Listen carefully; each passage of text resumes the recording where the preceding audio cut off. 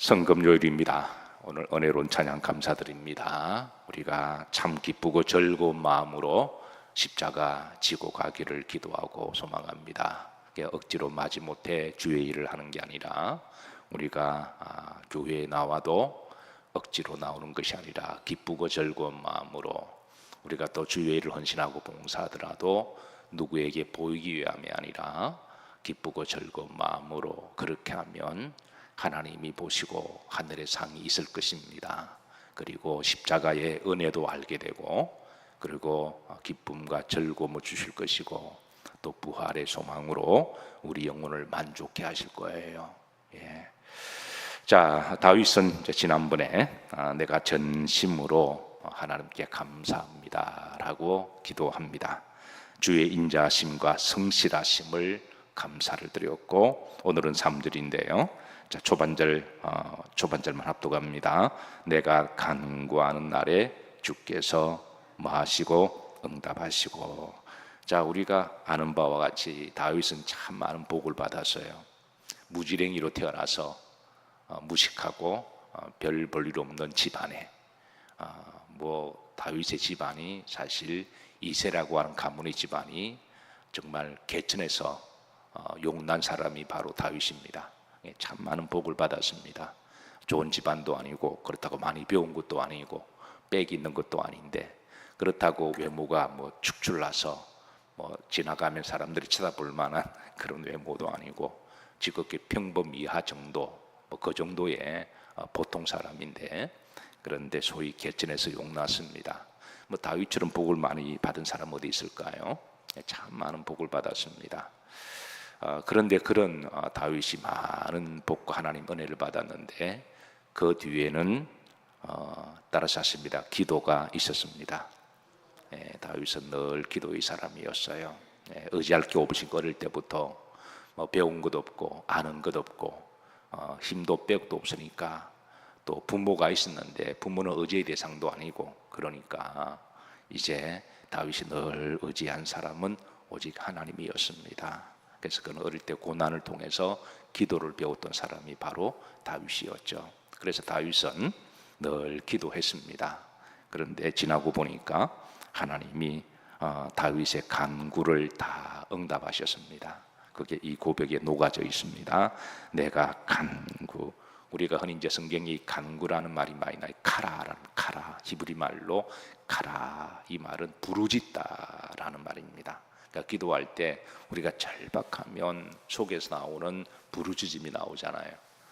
누가 하지 마라 그래도 그냥 절박하면 이게 이제 심장이 쪼그라드는 그런 그런 기도를 늘 했던 사람이 전심의 기도였고 간구였습니다.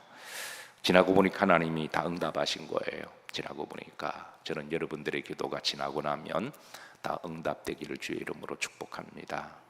기도는 지나고 나면 하나님이 다 응답하십니다.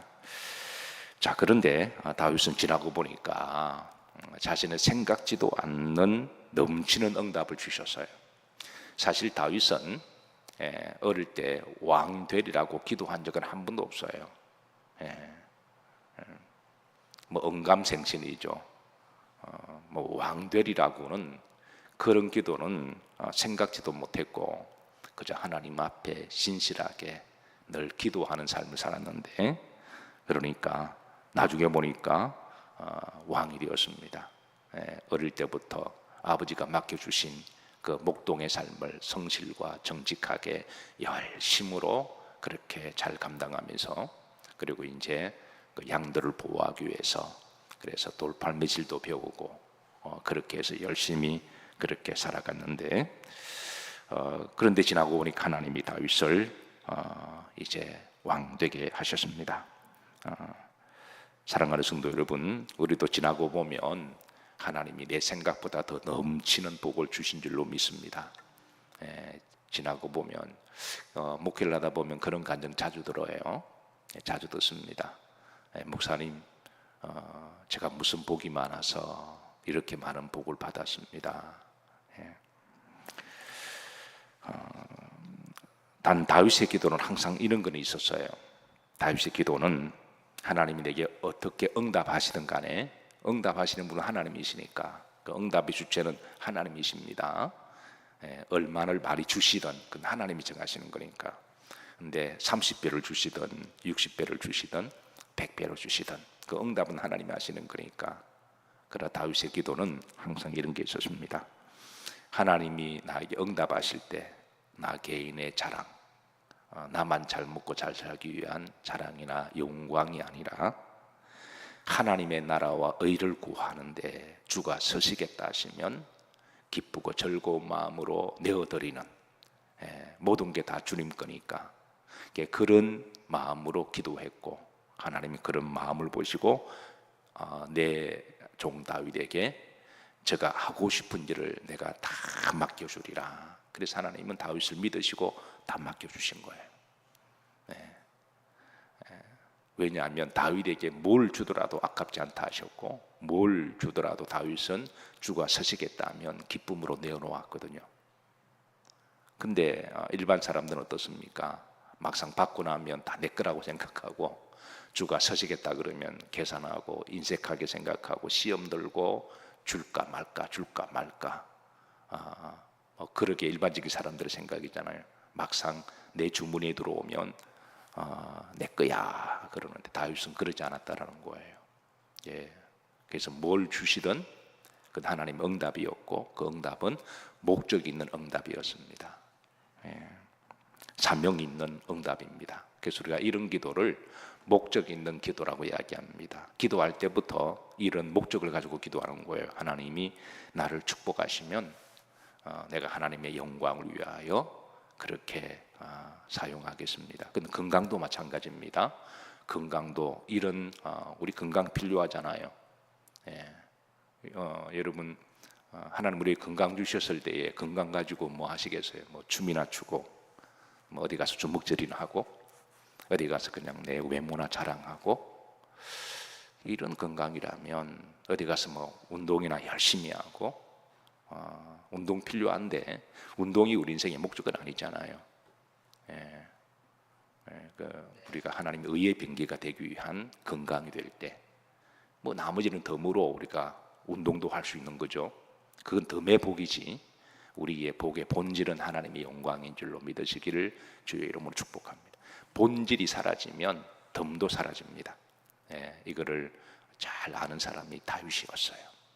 그러니까 하나님이 다윗에게 제가 무슨 일이라도 내가 다 맡겨주리라. 왜? 다윗은 하나님의 영광을 위하여 맡기면 지끄라고 생각 안 하고 하나님이 서시겠다 그러면 기쁘게 즐겁게 십자가 지고 갈 수 있는 사람이니까 그렇게 맡겨주신 것이죠. 오늘 이런 기도를 바로 이제 목적 있는 기도, 그리고 사명 있는 기도, 또 마찬가지로 목적 있는 응답, 사명 있는 응답이라고 그렇게 말을 하는 거죠. 여러분 이런 기도를 들으시기를 주의 이름으로 축복합니다. 자, 세 번째입니다. 다윗의 기도는 3절 중반절에 보면 따라서 하십니다. 내 영혼에 힘을 주셔서 나를 강하게 하셨나이다. 그러니까 다윗의 기도는 어떤 육적인 것보다도 항상 영적인 기도가 우선순위였습니다. 그래서 영혼의 힘을 얻도록, 사람은 육적으로도 밥을 먹어야 힘을 내죠. 근데 육적인 양식보다 더 귀한 것은 영의 양식인 줄로 믿습니다. 우리는 가끔 그런 경우를 봐요.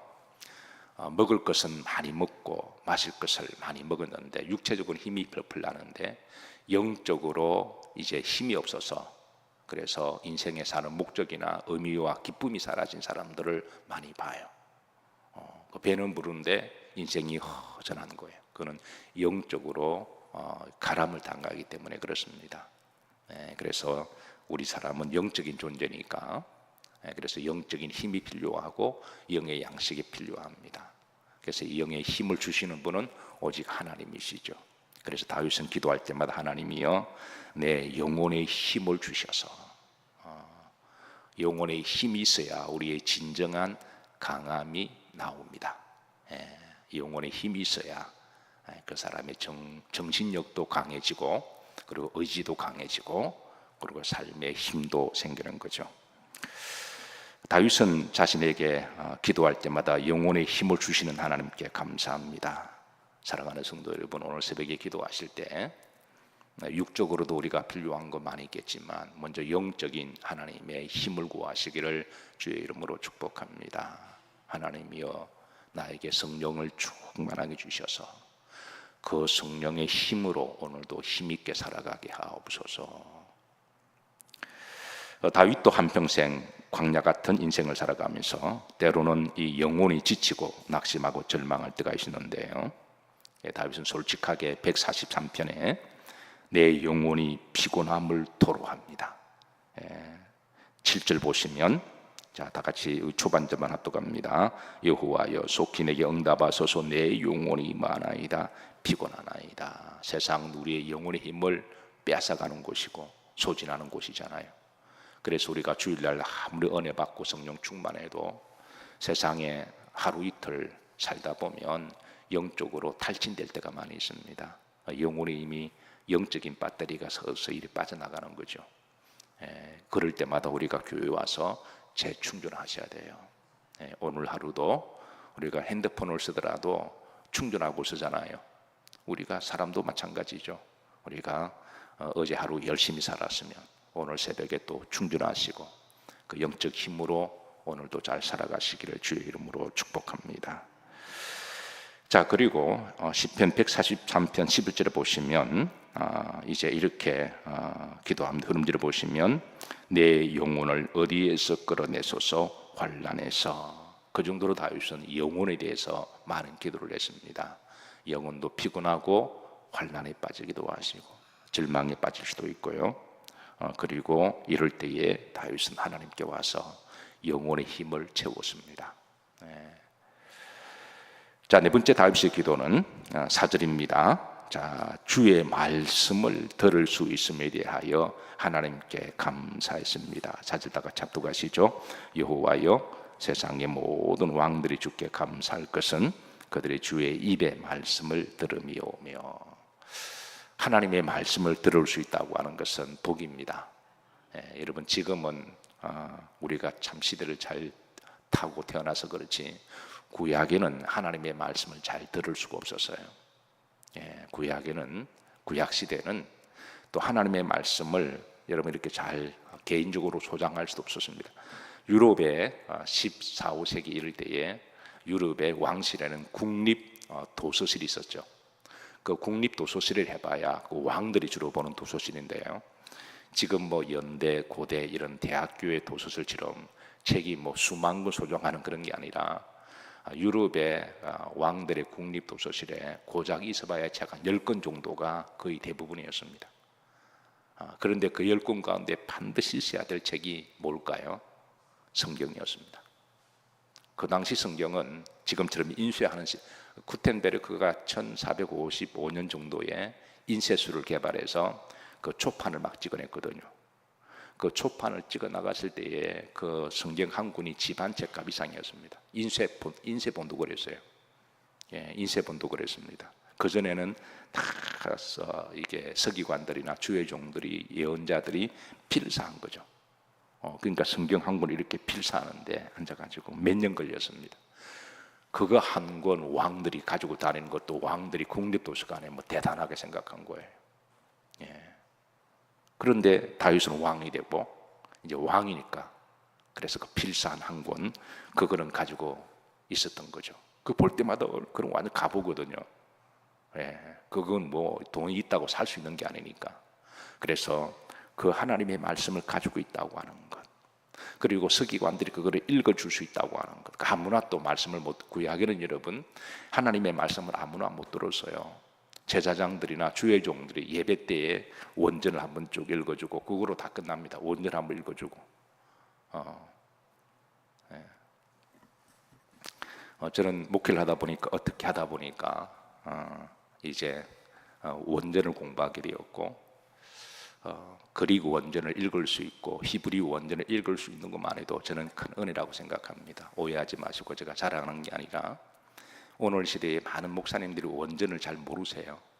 원전 공부를 잘 안 하셔서 안타까움이 있는데, 근데 사실은 주의 종이라면 원전 정도를 읽을 줄 알아야 되거든요. 히브리 원전, 그리고 원전. 그래서 누가 풀어주지 하나님의 말씀이니까 그냥 그거 듣는 자체가 귀가 저는 복이라고 생각합니다. 제가 대학원 박사과정 할 때에 그리고 원전을 처음에 교수가 읽어주는데 그게 너무 은혜가 된 거예요. 무슨 뜻인지도 몰랐는데 그게 원전을 쭉 읽어 내려가는데 떠듬떠듬 읽어 내려가요. 그 하나하나 읽어가면 또 그 판독도 해야 되니까. 그런데도 그게 너무 은혜가 돼요. 뜻도 잘 듣고 원전은 풀어줘야 되거든요. 그런데도 신학생 때 그게 너무 은혜가 되는 거예요.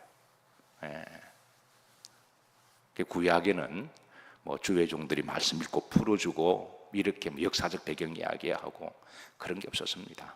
그냥 이사야 한번 쭉 한 장 읽고 그게 예배입니다. 다윗은 하나님의 말씀을 들을 수 있는 게 복임을 하나님께 감사합니다. 여러분 요즘 시대는 워낙 좋아가지고요.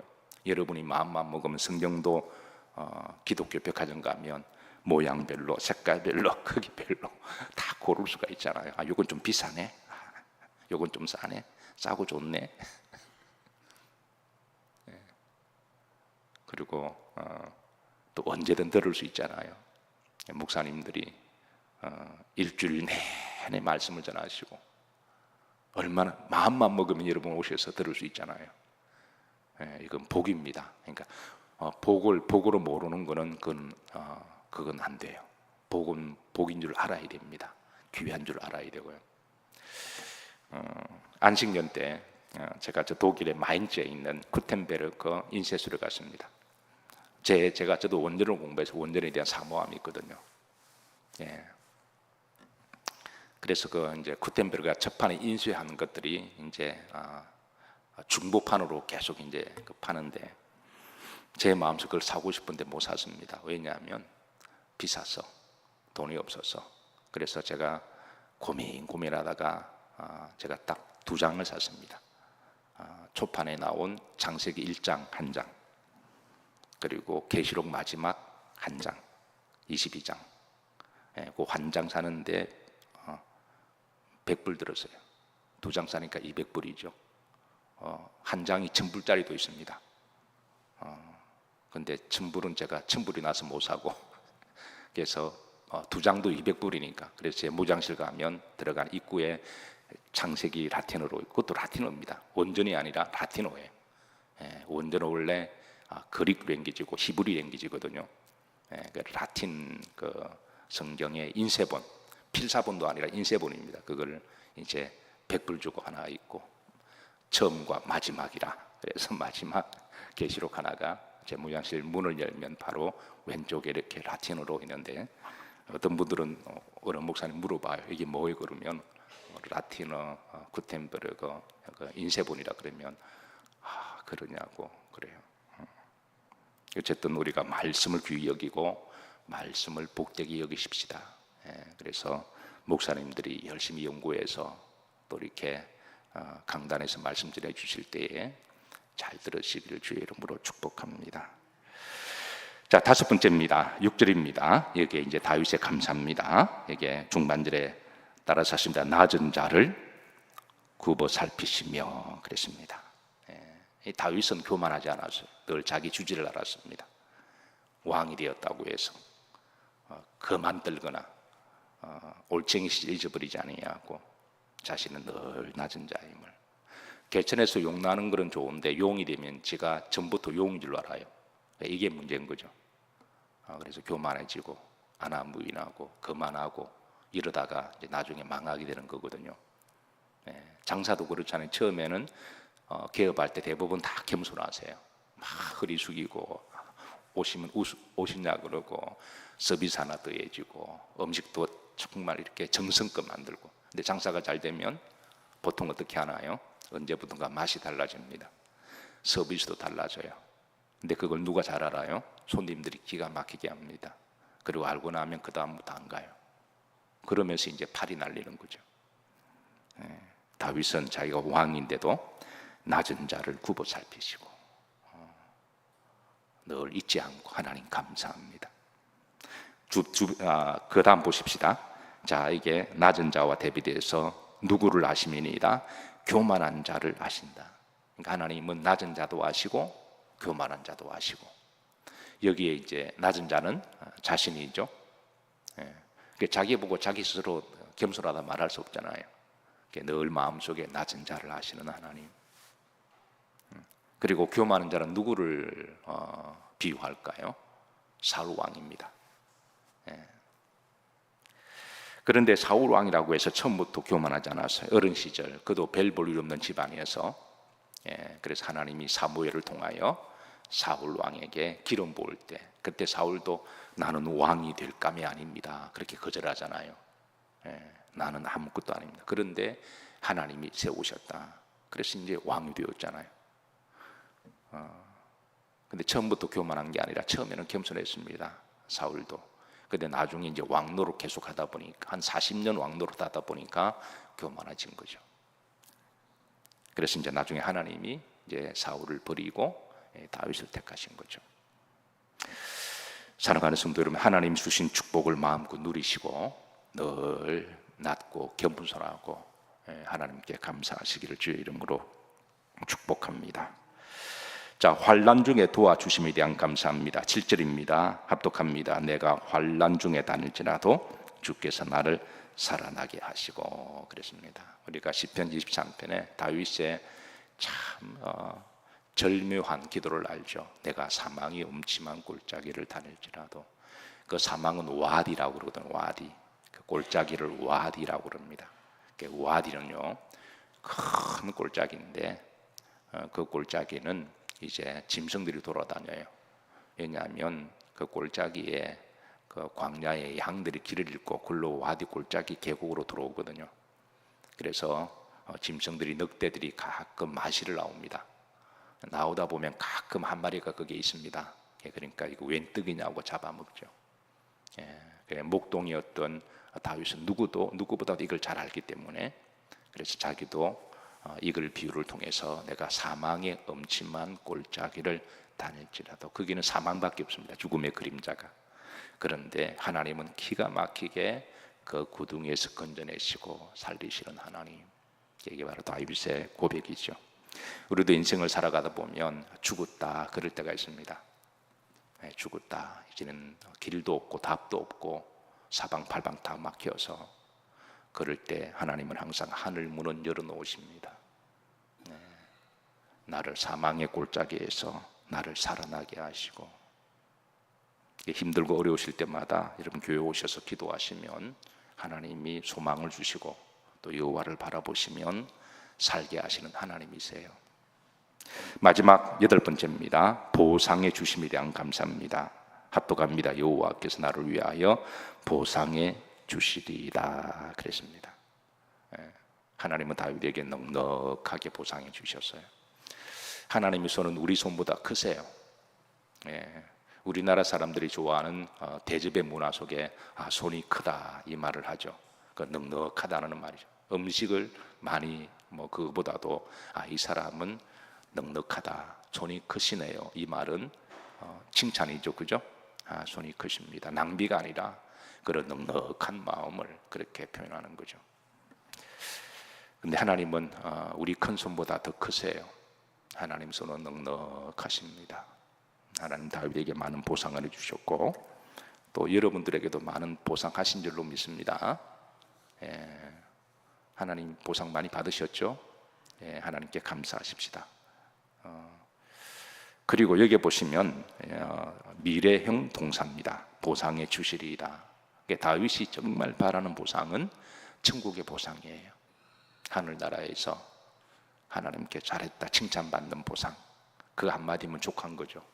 착하고 충성된 종아, 내가 적은 일에 매했으니 충성했으니 내가 많은 것을 내게 맡기리니 나와 함께 기뻐하고 즐거워하자. 이게 우리 모든 그리스도인들이 꿈꾸는 보상 아닌가요? 이 땅에서 보상보다도, 이 땅에서 누가 알아주지 않아도 하나님이 알아주시고 하나님이 나에게 보상해 주실 것을 믿고 살아가는 것, 이게 우리 그리스도인들의 영원한 소망입니다. 이런 소망 가지고 우리는 살아가는 사람들이죠. 서로 이 땅에서 사람들이 알아주지도 않고 별로 보상을 못 받아도 하나님은 나를 아시고 하나님은 보상해 주실 것을 믿고 낙심하고 실망하지 아니하고 믿음으로 살아가는 사람들이 바로 그리스도인들이죠. 이 다윗의 감사기도가 우리 믿음 여정 가운데 우리도 늘 가슴 깊은 곳에 농축된 감사가 되기를 주의 이름으로 축복합니다.